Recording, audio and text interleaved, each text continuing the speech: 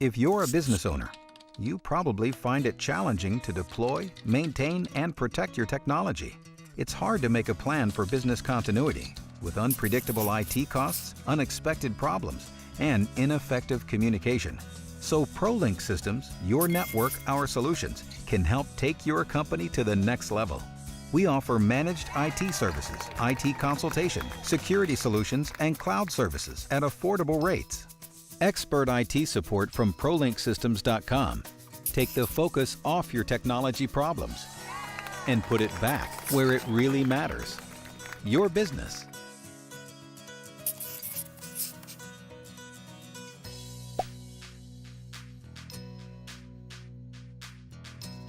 Good afternoon, ladies and gentlemen. Welcome to ProLink Systems, located in Los Angeles, California.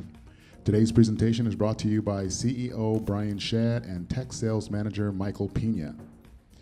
We're here today to talk about Amazon's web service in their Tech Talk, so join us today and enjoy some lunch while Brian and Mike present 3 world IT solutions using AWS services for your business. Ladies and gentlemen, Brian and Mike. Thank you for that.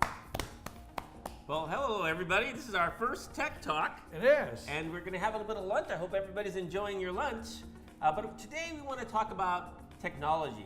We call it jump into the now. It's a little different than technology used to be. Now, I've worked for Cisco Systems, I've worked for major corporations, and in the past we always built these huge data centers. Why don't you tell us a little bit, Brian, about what we're realizing now in today's world? Sure. Thank you all for joining us today. Actually, what I'm going to do first and foremost is take you through a case study that we made out of an event that occurred back in Thanksgiving 2017. So one of our major clients within the healthcare industry experienced an unusual disaster during the Thanksgiving of 2017, in which they lost access to all of their servers overnight. This client has about 19 different locations scattered across California and other parts of the world, such as Mexico, the Philippines, and Pakistan. And as you can see on the map, those are the locations that this company has. The topology of the network has been set up in such way that there's a central data center within Bellflower, California, where all of their other sites and locations are connecting via VPN tunnel to the data center. That's the original setup. When this disaster occurred, essentially every single location, all the sites lost their connection to the data center and all business was shut. Faced with this reality, we realized that for us to get this infrastructure back together in the way it was before, the client would have to invest tens of thousands of dollars to purchase new hardware and equipment for us to begin working on them and configuring them back to what the infrastructure once was. But given the fact that for us to order all this equipment and wait for them to be received in their data center, that would take several days, if not weeks. And that meant that the business would not be up and running while we were waiting for the equipment to arrive. In addition, we knew that due to the sheer size of the data that we had backed up from this client, it would take additional several days for the data to be just downloaded into the environment that we would have designed for them at the time. So faced with this challenge, we realized that we need to come up with a much better solution than this. And we proposed a cloud-based infrastructure for our client, in which they would allow us to design a similar topology of their data center into the cloud instead. So given our extensive experience with AWS, we chose to use Amazon Web Services for this design. And once we presented this to our client and showed them that there's absolutely no upfront cost for this direction that we are taking them, and we would be able to bring back the entire infrastructure in a much more rapid fashion than going into a traditional model, they signed up for it and they gave us the approval to start working. And sure enough, within only 24 hours, we were able to redesign a new infrastructure in the AWS cloud resembling the original one. So we essentially replaced the data center that once was in place in Bellflower with now a virtual network within Amazon Web Services. That meant that every other site that was originally connected directly to the data center in Bellflower is now reconnected to their infrastructure in the cloud using similar technology with VPN connections from each site directly to the AWS, as you can see on the diagram.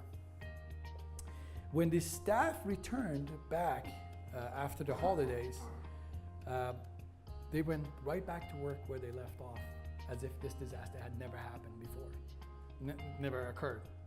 So we were able to make sure that all of the files, every single application was accessible by them, so they could get right back into business without any downtime since.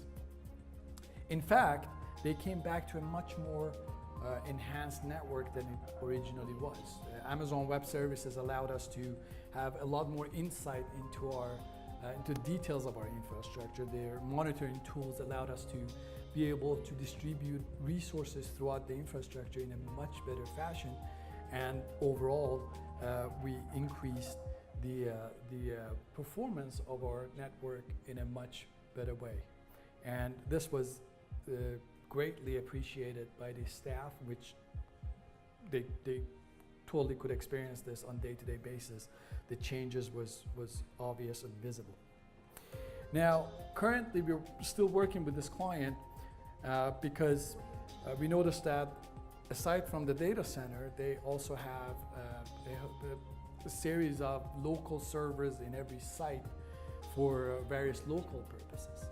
And our goal is now to work through challenges within each site and essentially eliminate every single server in any location. And soon enough, they're gonna have a network which consists of no physical server in any location. And the entire network will be hosted within Amazon Web Services, which is amazing because, you know, having gotten rid of all these hardware within every single site eliminates the need of, you know, constant maintenance and back and forth within each site and having all kind of problems with various sites. So removing those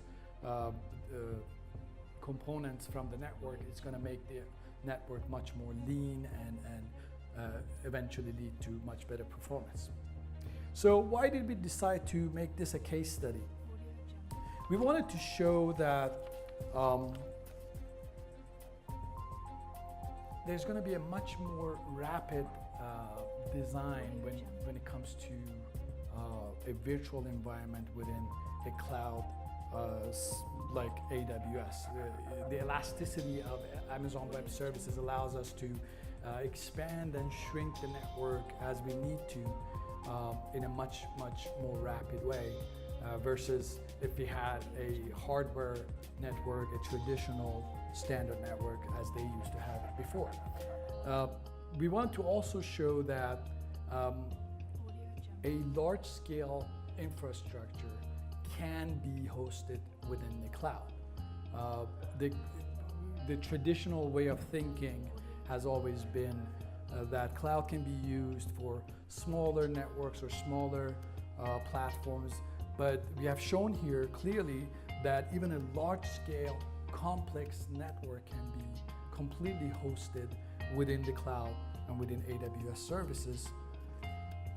And last but not least, we wanted to also show that the cost benefits of utilizing cloud resources can really enhance every company's IT spending. And Mike here is going to actually show us a little bit more detail into the cost of what it actually you would be seeing if you would sign up for AWS Cloud and do some real world comparison between a AWS network versus or a cloud-based network essentially versus traditional hardware-based infrastructure. Okay. Mike? I have a question though. Yes, yes, go for it. Before we move on, I want to ask some people in the audience some questions as well. I'm sure there's some questions. One of the things I want to ask you is when you're in the fight of the moment, when you realized that everything was down and you had to bring something up, and you knew you had the backups. What scared you the most about going into the cloud environment? You know, it's always scary when you're faced with such disasters. You know, dealing with large company like this that is depending on their infrastructure for their day-to-day business, and nothing really scared us given our extensive experience with Amazon Web Service. We knew what we were capable of. We already had the whole design worked out, and we knew that we can get this up and running in a much faster manner versus the other. What was challenging was the backup data. That was an unknown factor for us in terms of how long will it take for us after we have built this environment and everything is up and running and working, how long will it take for us to actually download all of the backup and every single, all the data back into the new environment that we have designed. But you know, we also knew that given the fact that the backup was already in the cloud for this client, the time in which it would take us for us to download the backup, it would be much faster to do it in the cloud versus bringing it to the on-premise environment. So, and that was actually the a little bit nerve-wracking part for us when we were doing this. But we were actually surprised that it went pretty smooth, and we were able to bring back everything quite rapidly. That's great. Yeah. That's great. Thank you. So, are there any questions out there? Anybody want to answer questions? Do we have some questions? Why don't we get the microphone? I think we have somebody over here who wants to get questions. Sorry, we got to, you know, this is live, so we're Pass the mic. we got to get the guy out there. So, you know, as he's doing that, how do you feel about it now that you've done it? You've actually been, so it's been like 4 months, right? So, Yeah. So how do you feel now? It's been great. I mean, we haven't had a single downtime. As I mentioned before, the network performs much better. We feel that the maintenance and administration of the network has been a lot more smooth and easier for us to do. We have a lot more insight of the traffic and the actual, components of the network versus what we had before. The tools within Amazon Web Services allows us to do a lot more than we traditionally used to do. That's awesome. That's awesome. Yeah. So, Liz, I think we have a question. Yeah. Sure. Your name, please? My name's Brooke. Hi, Brett. Hi, Brooke. My question is AWS the only cloud service provider that you support? No. In fact, we work a lot with Azure, Microsoft Azure, and we do a lot in Google cloud services as well. We have many infrastructures that we manage within these clouds. We prefer Amazon Web Services simply because of the variety of tools and variety of services they have. Azure and Google, as you may know, are still trailing Amazon in this new technology of cloud computing, and they're not where AWS is. And given the fact that more than 2/3 of internet traffic is traveling through Amazon Web Services, we thought it would be a more viable solution to our client to take them to AWS versus other cloud providers or cloud service providers. Okay, thank you. I have a question. Yeah. What's the speed time as far as uploading and downloading your content and your archive to the cloud, the Amazon cloud? Is it slow, fast, or is it based on your system, or how's that work? So the speed is always dependent on your own local connection to the internet, as well as the resources you have available to you on the cloud. So it's really not a static thing for us to announce and saying this is the speed you're gonna see anytime you're connected to Amazon Web Services. It really varies based on your own speed, the components you're using, the type of data you're uploading, the size of data you're uploading. So it really varies. And then also it really makes a difference if you're connected to the infrastructure in the cloud with a VPN tunnel, or if you're using any other technology that Amazon, like Direct Connect that Amazon offers. Direct Connect obviously is provided, it's quite expensive solution, but it's provided to companies that have large amount of data that they transfer back and forth to the cloud, and it would allow them to have a much more direct connection to their infrastructure in the cloud, eliminating any type of speed restrictions and such. Okay. Very good. Very good. You have a question? Question as far as your name, please. My name is David. I was going to ask you about the integrity of data versus, how secure is cloud environment? The security of of your network is really depending on the configuration that you have surrounding your network. Whether you host yourself in your data center or in the cloud, it's pretty similar in terms of protecting your network and allowing traffic in and out throughout the network. Having said that, that's actually a very good question, because majority of the customers that we have talked to or people out there, one of the things that comes to their mind immediately when you mention cloud to them is the aspect of the security. More and more companies think that having an in-house data center is much more secure versus having it in any other cloud service provider. In fact, we feel that it's the other way around. The technology and the resources that Amazon brings to the table in protecting their environment in the cloud is far greater enhanced than what any company would be able to put together for their own data center. But more so, as I mentioned before, the tools that are available to you within a cloud environment are far better in terms of monitoring your traffic and be able to secure it much better. Okay? Thank you. Just another question. As far as backup, do I have to back up cloud environment, or like cloud is safe as it is? Sure. So backup is something that needs to be assessed on a case-to-case basis. There are certain mechanisms that allows you to secure your data and back it up using Amazon tools in terms of taking snapshots of volumes and such.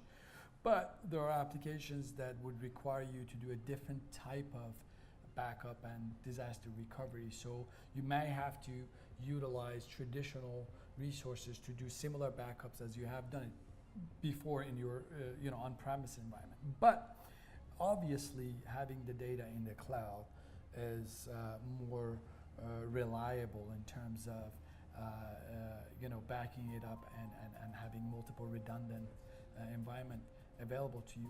It is going to make it much easier, much cheaper, and much quicker for you to back up large volumes and such. But overall, you should take the same measures in protecting your environment, whether it's in the cloud or on-premise, right?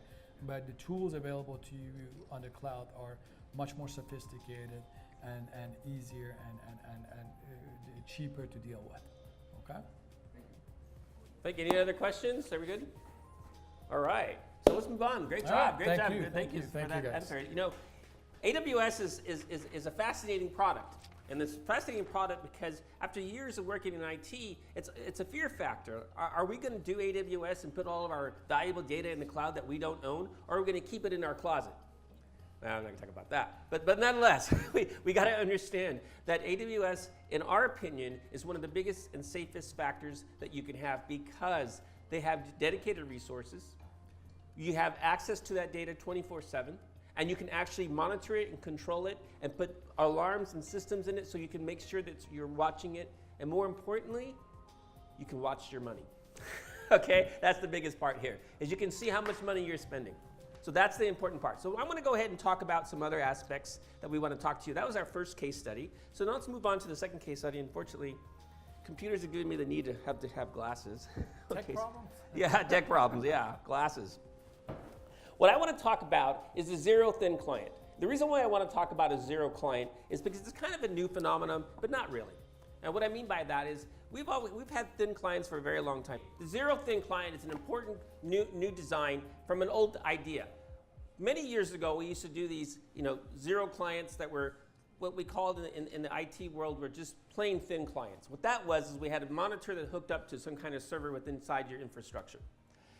Well, that's changing now with the cloud environment, because now what we have is we have the ability to have a PC that's actually truly a thin client. It's some RAM, and it's a little bit of hard disk space, and you have your devices to plug into your like keyboard, your monitors, your mice. And actually, the computer lives in the cloud. Now you ask, why is that important? Well, let me tell you why it's important. It's important from an administration standpoint because you can actually manage the resources from afar. More importantly, your people can actually log in wherever they are. In today's world, we have a lot of consultants, right? A lot of companies are having consultants, they're having people who work out of the office. With this technique, we can actually manage the resources in the cloud, and more important, with AWS, you can time sync them. What that means is you're not buying it, you're not using it, okay? So you're only using it when you need it. So this is really important. So in the architecture of the thin client, we have something called a work dock. The work dock is what we typically know as a file share. So many of you guys out there know what a file share is.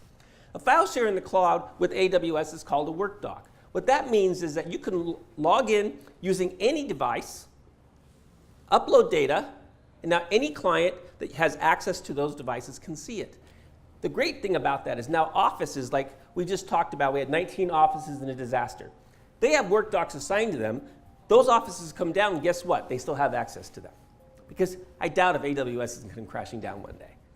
Okay? So this is the reality. Safety in security in a company that's doing it. And they are doing it. So anyway, workspaces basically are what I'm talking about. These are these virtual clients in which you log in with your front-end tool, whatever it happens to be. And I'll show you those in a second. And you can have access to your data, have access to your resources, and more importantly, you can make sure that your resources are safe. Next part, we have this thing called a Teradata workspace. Teradata is the technology that they're using. Teradata is the way that we actually create something called a zero client. What that means is it has the least amount of PC to access your data in the cloud. People say, why is that important? Well, I say it's important because, for example, we had a law office where they had 100 PC thin clients laid out on the desktop, and it was easier for that team, administration team, to manage them from afar. In fact, their farm was actually in Dallas, but their PCs were here in LA. Now, they can manage it quickly. They can actually bring the systems up. They can do the updates, virus checks. When the client's having a problem, the help desk can look at the PC, address it right away without having to be on site. So this is where cost savings happen. Okay? Next, that's done through the Teradata Works Manager. So let's go ahead and move on to the next talk about that. Oh, hold on. Okay, so now, I talked about that a second ago. Access assets from multiple points. This is what's amazing about this technology. If you're a businessman and you're on the road, and you have your PC, and you're logging into your resource, if you happen to leave your Outlook open, guess what? When you log in, your Outlook is still open. Okay, this is what I'm talking about. This is about workflow, right? How many people out there, when you're working, you're doing something, oh, you got to turn your PC off, you walk away, you come back, and you're like, oh, I got to start it back up, I got to start my programs. It's a pain. Well, I don't work like that. Most people work, this is why you have PCs. It's kind of bad habit, right? We're in our office, we don't turn off our PC. Why don't we turn off our PC? Let's think about that for a second. We don't turn off our PC because we don't have to start it back up and get to where we were before so we can start working again, right? If you go to get some water, or get a coffee, same thing. Well, the nice thing about that when you work with these clients is that you just lock the station, it comes back, and it's exactly where you were. But the thing is, you actually drove across the city, you brought up your PC started over, but when you locked up to the client, it's exactly where you started. See, this is the nice thing. I'm talking about workflow. This is, if you're working, this is why it's great. In fact, I'm going to show you an example of why it's really good. Okay, so let's go ahead and move to the next slide. Now here we talk about corporate headquarters. The reality is this. We live in a very fast world where we have different companies communicating with different companies sharing data. Workspaces give us the flexibility, and work drives give us the flexibility, so that when we do that, We do not have to create some kind of secure pattern to be able to access the data. What we do is we give them access according to who they are and our big picture infrastructure, so that way your company X can communicate with company Y and share data appropriately. This is really important in the film industry and in the film industry, because we're here in LA, because they are actually, you do a film project, you create the asset, then you got to get that asset and you have to put it somewhere so they can grab it again so free editors can use the product. Well, with our solution, with using this product, what you do is you get the data, you upload it to the editing bay that we have in the cloud, and all your editors now can edit the same content.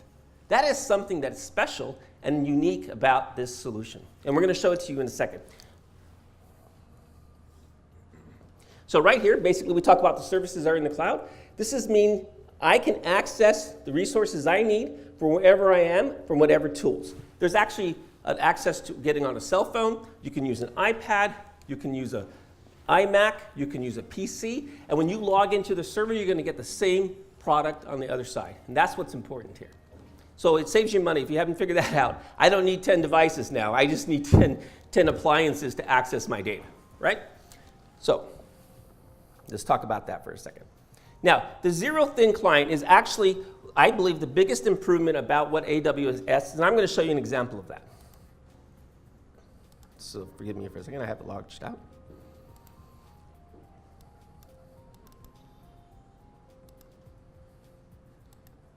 So right here, I actually have a Amazon editing bay in the cloud. What this is what they call a super editing PC. It's actually a server that actually has a 4-quad CPU. It has a GPU in order to be able to do the high-end graphics. And it's used for editing. I'm logging into it right now. This is what we call a thin client. The zero client is actually a smaller PC that's not a full-blown PC in which you log into it exactly, and when you launch it, it just brings you right into it. So I'm doing the thin client, so this would be like if I'm traveling on the road. If you see here, what you're looking at here on the screen is you'll see actually an editing component of me editing a film that we did during New Year's. Maybe we can switch to that on the screen.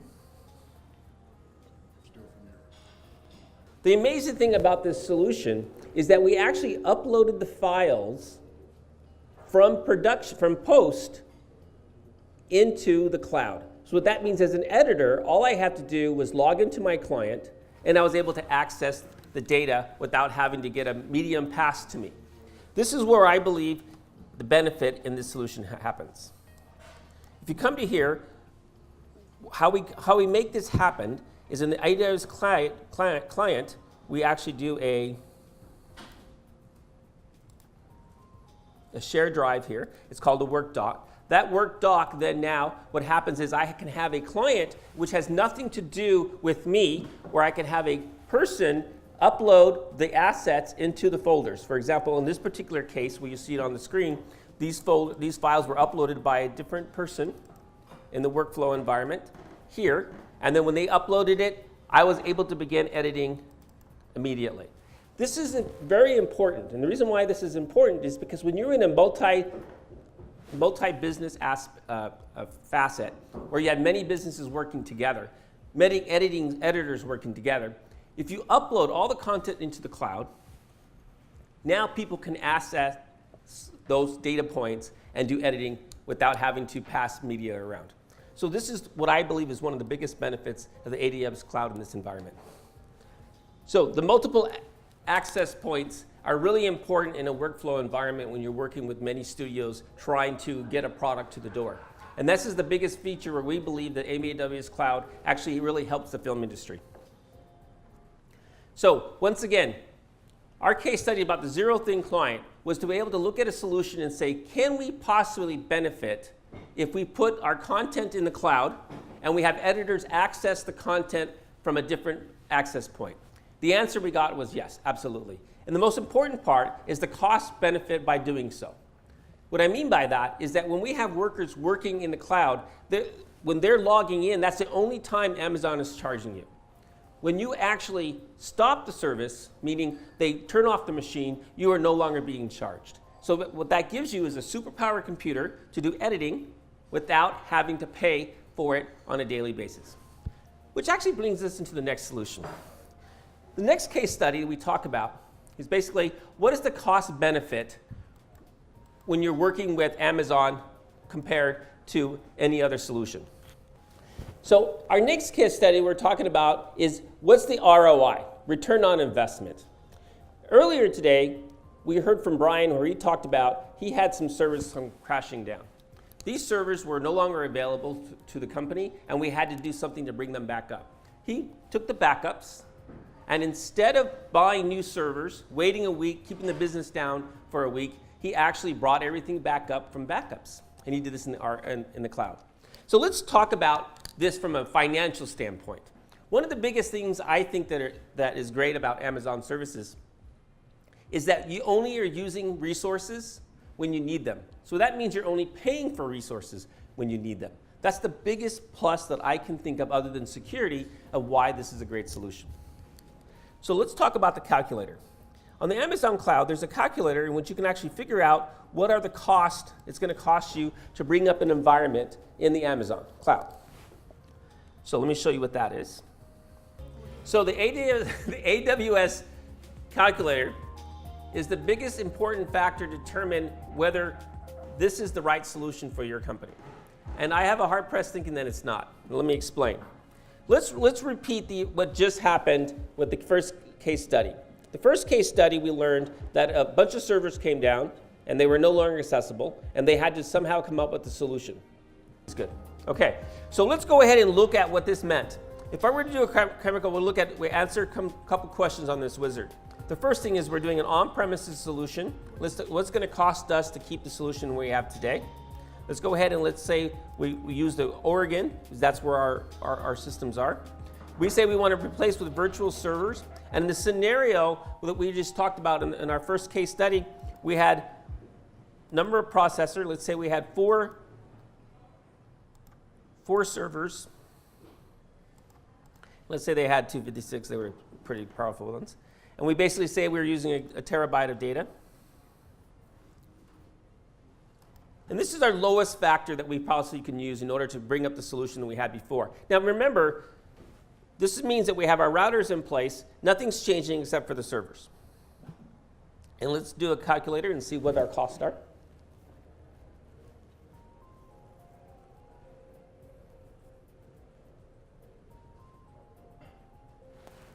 Now, this calculator shows us that just in 3 years, we could save $30,000 in using this service as opposed to having to buying hardware. Let's talk about that for a second.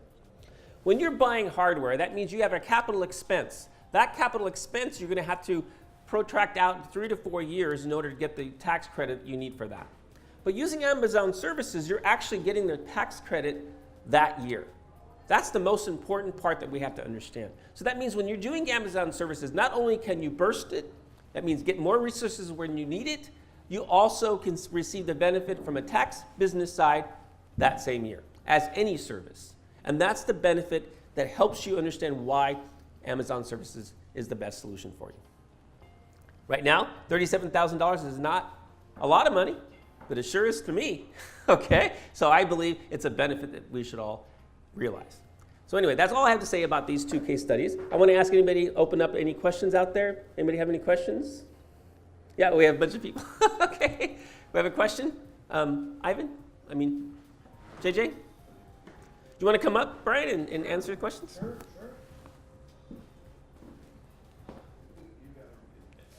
What?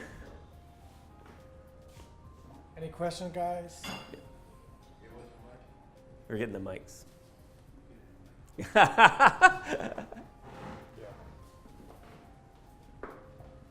So I know that you also put together a standard version of the Workspaces desktop. Yes. Are you going to showcase that one as well, or did you just? Yeah, I mean, I wanted to show the Big Daddy. Okay. Because this is where it had the most CPU, the most utilization. Sure. The standard version is very similar to the graphics one, except it's just not as powerful. And what I really wanted to show is that when you look at editing, every file, like a 4K file of an hour, is going to be a terabyte. And the amazing thing about this is once you upload that terabyte, now you have multiple access points, so your editors can access it at the same time. Yep. And more importantly, as you talked about in the backup solutions, it's also available for you. Yep. So that way we can back up quickly, reliably, and if there's a disaster, which I don't know what it is at this point, Sure. you can recover it fast. Fantastic. Now, in terms of pricing models, I know that AWS offers it both based on hours of usage, or you can sign up where you pay monthly and you get unlimited usage, right? Yeah, it all depends on the resources. For example, on the workstation solution that you talked about, that would be a good candidate for just paying for monthly. Okay. Okay, because it's at a lower price point. In terms of a higher yield, like for example, the graphic machine, it's pretty pricey. Yep. And I'll be honest with you, it's $22 a month, which isn't harsh, but it's $1.75 per hour. Yep. So people say, wow, that's a lot of money. But Canada? see, the great thing about that is that it's cheap because you're not buying this hardware. Because it would cost you a lot more money to do this in another solution. For example, another solution in a graphics example would be they would have to buy a $5,000 to $6,000 machine. They would have to buy a SANS, backup drive. They would have to carry media back and forth to each other, and they would have to hand those around, so they had to have extra storage. Yep. So for a terabyte, that's a lot. Yeah. Okay. So then all of a sudden now you got your tech guys moving your data from one point to another. You have 5 or 6 copies. We're here with this solution. You upload it into the environment. It's there, and now people can access it at multiple points. Fantastic. So you save money that way. And plus it's reliable. It can be encrypted. Yep. So that way it's safe. Yep. You got all the things you need. Sure. I think we have a question. Yeah, there's a question? Yeah. Lady in the back. Yeah, pass the mic. There you go. Go ahead, please. Hi, it's Brooke again. Hi. Our company is looking to consolidate our IT expenses. Is AWS the best way to do that? Yes. The short answer to that is yes, because after having done a few of these scenarios and which we presented to you today, we have realized how much of a cost saving it is overall for the businesses in going in the direction of cloud computing. AWS and other cloud service providers don't differ much from each other in terms of pricing. We just feel that working with AWS allows you to have a much better insight in terms of your expenditure, as Mike showed you earlier, where you can actually track your spending based on the resources that you subscribe to in a much better way than you would ever be able to track with a traditional infrastructure that you have in the cloud. So we would definitely recommend looking at a cloud direction for your company in terms of consolidating the IT costs. Absolutely. Also to that same moment, when I was younger, when I first started in IT, all us managers and directors would talk about return on investment. Mm-hmm. That was a big discussion. And what they were really talking on is if we spend $100,000 on servers, what are we going to get back for it? Right. That discussion is now changing. Now it's no longer, we're going to spend $100,000 and get a return on our investment. We're going to take the product when we need it. We're going to spend a quarter of it, if at that, and get the same value. Sure. So your return on your investment is always going to be greater just on that fact alone. Sure. So to answer your question, that's a savings. And add to that the cost of outages that occur periodically within your current infrastructure, where when you go to a cloud, essentially you can eliminate any type of outage if you do things correctly. So the cost of being down for even an hour for a business, if you calculate that versus what you would actually pay for in resources to maintain an uptime for your network, you need to consider that as well and add to this cost savings that you do with cloud computing. On top of that, the administration of a cloud environment is far less time consuming, which means that your IT administrative team will spend a lot less time worrying about hardware maintenance and such, and overall it should reduce the overall cost of managing the similar network that you would have in your on-premise data center.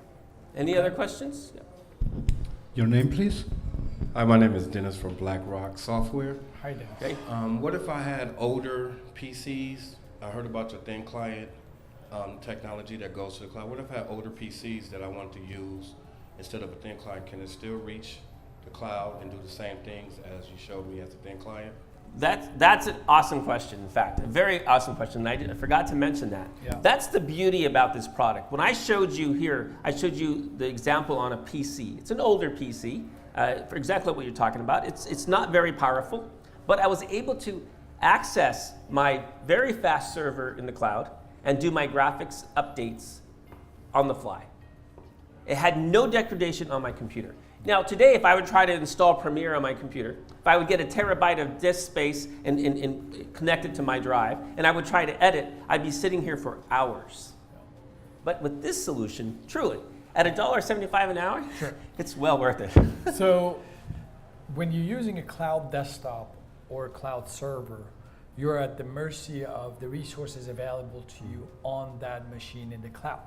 So your local device, whether it's your iPad or your laptop or any other device, desktop that you use to connect to the cloud environment, you're only using the very, very thin layer of that hardware to bridge yourself over to the cloud environment. Essentially, both in terms of data transfer, because the protocol used to connect you, it's very similar to the RDP protocol, which only requires 150K at the most for any connection. That means as long as you have 150K available to you in terms of internet connection, and as long as you have very little resources, 2 megs of RAM would do for you to be able to run the thin client and connect yourself to the cloud desktop. And once you're there, you are facilitated the power of that machine. So your local old hardware is not really having any type of effect on your overall work, right? That's the beauty of being able to repurpose old hardware that you have invested on and not having to purchase new set of equipment, if you want to go that direction. For example, like I connected to our superpower computer to do graphic updates and edits. Superpower computer. Superpower. That's not just any, it's superpower, okay? But we're in a restaurant. Sure. Okay, we're at a tech lunch here. Right. Okay, we're actually in the middle of a city, and we're able to access it. I can have the same throughput as I have this great power computer in front of me. In fact, this is a $200 model in front of me. So yes, that's a great question. Any other questions? Your name, please? No? And it's something that I also wanted to mention is if I have a a call center with 50 people within each shift, the cost saving there for me would be immense in terms of spinning up machines only when we are using them. When the new shift comes, when they're using their desktops in the cloud, we can essentially shut down the other shift's desktop so that if you have 150 total employees, you don't need to have 150 machines up and running at any given time. You can only shift through them so you can do a cost saving that way. Would you talk about that a little bit? That's a classic example. So I used to work for Charles Schwab, and we have huge call centers. Uh-huh. And we traveled, we had these centers all over the world, and we used to build these data centers. We used to buy all these PCs, we used to load them up, and then we used to roll them out, and it would take us months, weeks, years, all depending on the project. In fact, the Y2K project was one of those problems because of all the PCs had to be replenished because of just a lot of reasons. Oh, wow. Now, one of the things I can say about that is this solution takes us to the next step. Because now all we have to do to roll up these PCs is that we have to just do the Teradisci I showed you. Right. We spin them one up, we give it a profile. Right. That profile now is just like every other PC.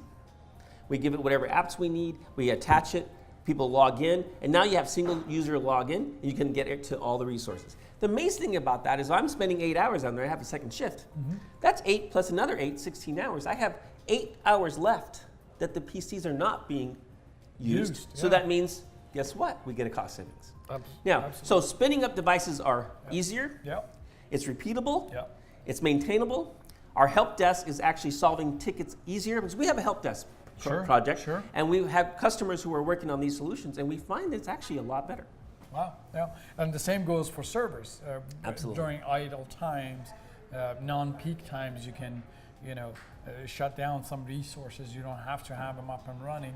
And you can essentially design and develop a whole set of servers that are only to be used during a burst of traffic into your network and essentially shut them down. And that brings about so much savings versus, if you would have to put that together in a physical environment, you would still have to purchase additional hardware to be able to burst up for any event that you have going and shutting them down. In fact, on our next Tech Talk, we should talk about these solutions. There are actually solutions out there where you can actually use Amazon services in various ways to make your company more efficient. Whether you're a programming company like we just heard, who wants to be able to constantly maintain their code so that way people aren't, we have access control. Because today's model is kind of like you set up some security, you give those keys to everybody, and then as soon as that person leaves the company, what do? Exactly. Okay, exactly. but the nice thing about these kind of solutions, these thin clients, is that you can actually spin up a server, let them work on that machine, they have access to the codes, and if they leave the company, guess what? They're done. Yeah. Okay. So anyway, that's all I want to talk about today. I really want to thank everybody for coming out for our first Tech Mike. Talk. And is there any other questions before we leave? Anyone else? My name is Michael Pina. And my name is Brian Shatt. Thank you so much for joining us, everybody. This was a pleasure. Thank you.